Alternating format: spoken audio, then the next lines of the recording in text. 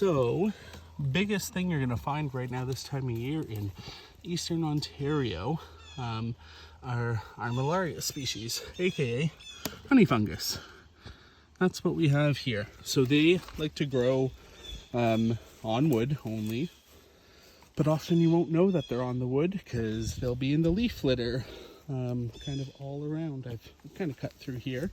You can see where some were, but that previously was full of them and full of leaves. So these ones just happen to be growing straight out of the visible base of the wood, but you will find them all around. And you know, once the tree has it, you're going to find them in every which way. Like we are finding some to the side and in behind, and everywhere the roots of this tree are going, especially the exposed ones, you're going to find honey mushrooms when you found them on a tree that's been inoculated.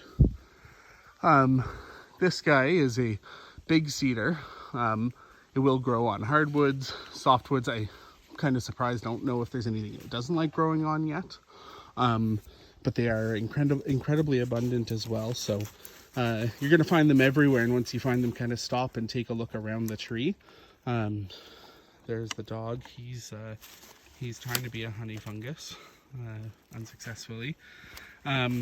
So doing quick ID on these guys, you're gonna notice most of the species have a kind of a hairy cap, and I believe this is our malaria malaya. So I'm gonna cut them off here. There are both ringed and ringless honeys. This one being a ringed honey mushroom. And so you can see the bottom kind of just looks like that. The ring on this one is still partially intact, but you can still see the gills. It does start to kind of evolve beyond the ring, and the ring usually ends up about halfway down.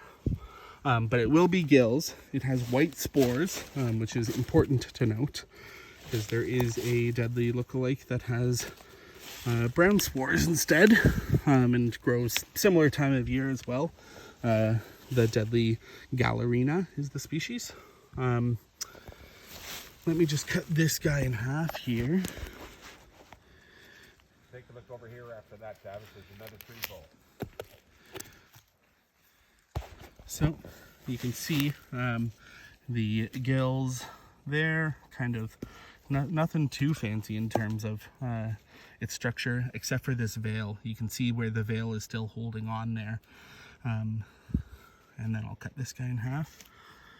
Once again, just more fuzzy hairs on top is a big identifier that I like to use. Like that. And yeah, you'll always find them in clusters. And this tree has been fully inoculated and is basically dead. It's not dead yet. It's still got some green at the top.